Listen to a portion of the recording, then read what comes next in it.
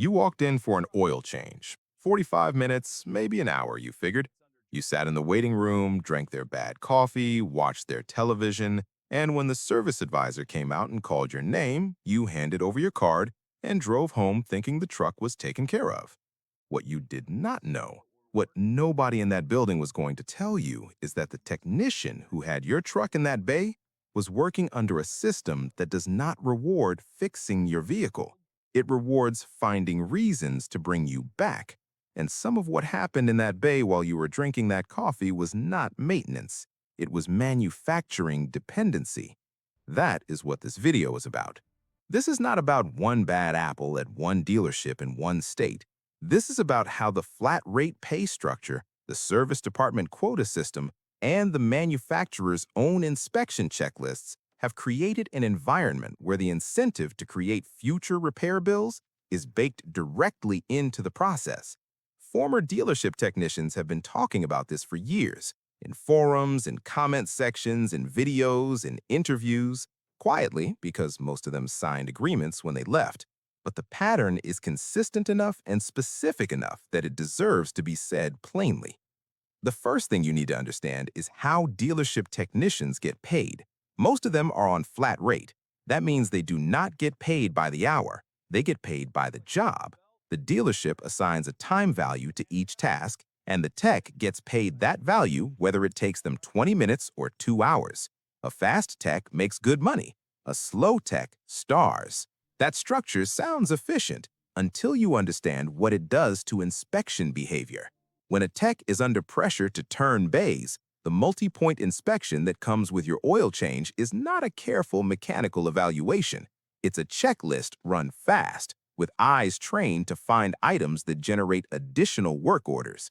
Not because every tech is dishonest, because the system punishes thoroughness and rewards throughput. Now here is where it gets specific.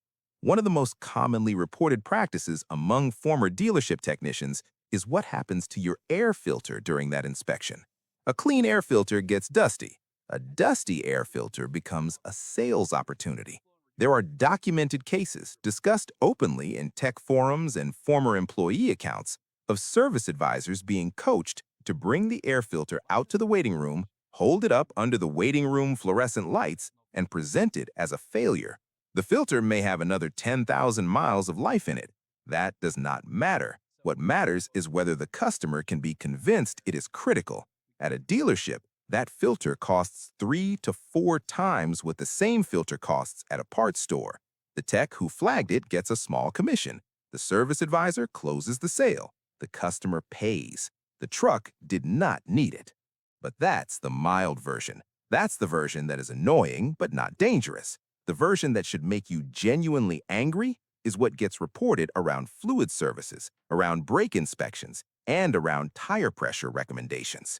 There are former techs who have described being instructed, not suggested, instructed to loosen the fitting on a power steering line just enough to create a slow seep. Not a leak, a seep, something that shows up on the next oil change inspection as a power steering fluid leak, a leak that requires a diagnosis fee, a parts order, and a return visit.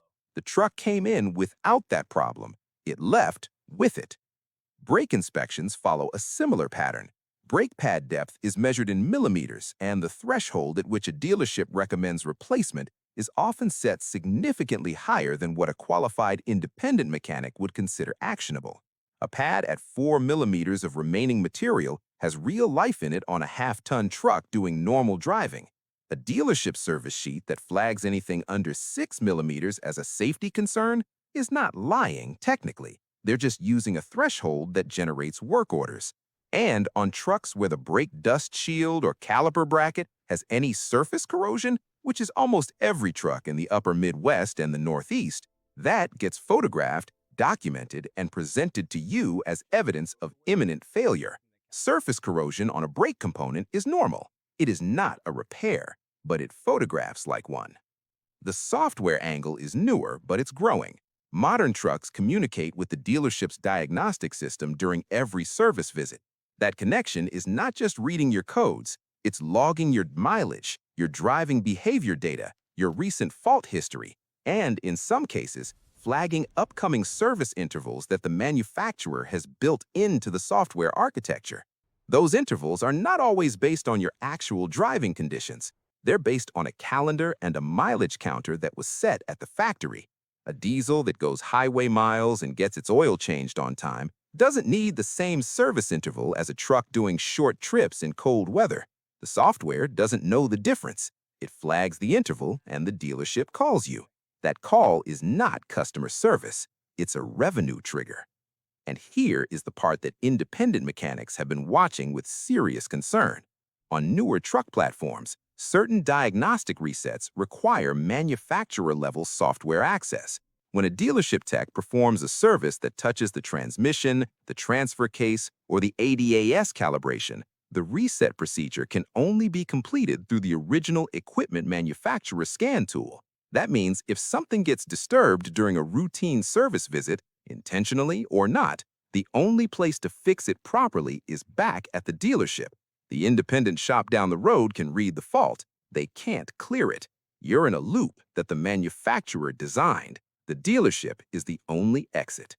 This is why the mechanics who have been doing this for 30 years are not driving new trucks. They're not taking new trucks to dealers. They're not putting their vehicles into any system that requires a software handshake to confirm that a maintenance item was completed correctly.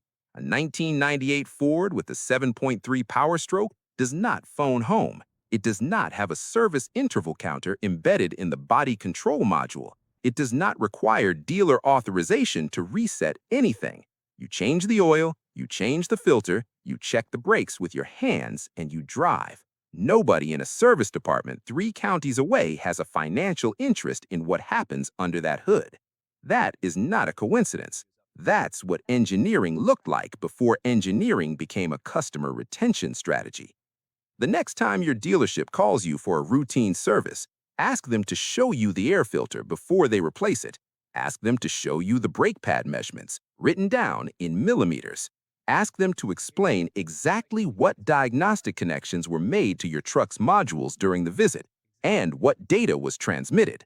Watch how that conversation goes. The hesitation you get back is the answer to every question this video just raised. Tell me in the comments, have you ever left a dealership service lane with a problem your truck did not have when you drove in? I want to hear exactly what they told you. If you're tired of being the last one to understand how this industry actually operates, hit subscribe. This channel exists because real ownership is under attack, and somebody has to say it out loud.